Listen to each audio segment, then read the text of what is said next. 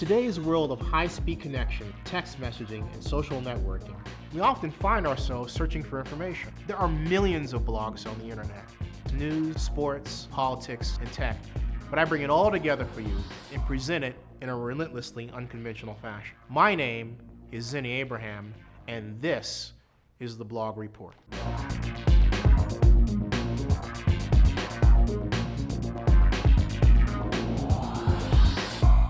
It's time now for sports.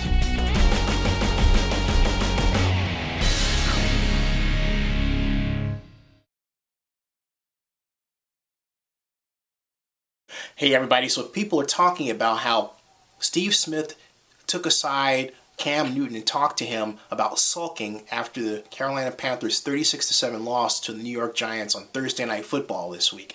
I have a slightly different take. First of all, Steve was absolutely right to talk to Cam Newton, and Cam shouldn't sulk, but Steve should also talk to his offensive coordinator, Rod Chudzinsky, because it's Chudzinsky's schemes that are getting Cam Newton in trouble. What do I mean?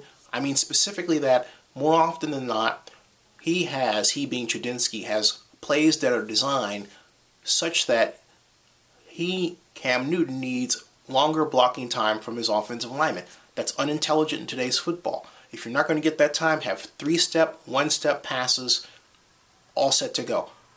Rod Chudzinsky is too obsessed with Cam Newton, the runner, and not obsessed enough with Cam Newton, the passer, so that Cam Newton has different checkdowns and different adjustments, and then Chudzinsky should bring him to the sidelines and sit down with him and teach him how, because Cam Newton's still a young guy, he's not Peyton Manning, to look at the film and look at the tapes and look at the pictures and know what to look for, and not let him get away with just sitting there looking at the clock and looking around. This is Chudzinsky's fault. He is the offensive coordinator. This is what Rod Chudzinsky should be doing that he is not doing. Here's an example of a play.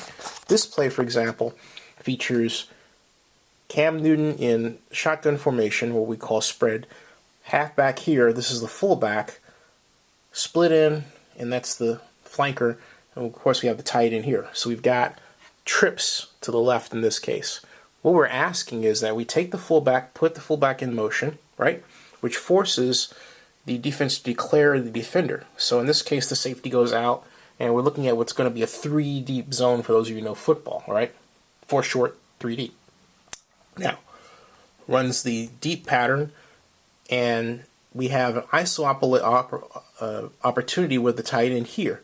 The tight end goes up, and if the safety is not there going over, if this person's late or maybe off to the side, you're getting a shell or someone's failed to adjust, you can take advantage of that and keep going, right? But if not, at 10, you break it off and you go to this nice little hole that's going to be right here, okay? And 2 steps, loft over, all right? That's your primary right there. Now, third is here. Why? Because prior to the snap, we're looking for what the defense does with this weak side linebacker. And if the weak side linebacker blitzes, we're going to have the guard come over to slide over because he's going to be occupied with his halfback going over this way, all right? And if that happens, if it looks like pre-snap, you're going to get a blitz here. This is number 3. You get the ball, you take 2, let him come in, bam, right there, right? This is to widen out the defense. We don't expect to have enough time to throw in this direction, okay? So but we're widening out the defense. This is the kind of pass play that the Carolina Panthers should have Cam Newton run.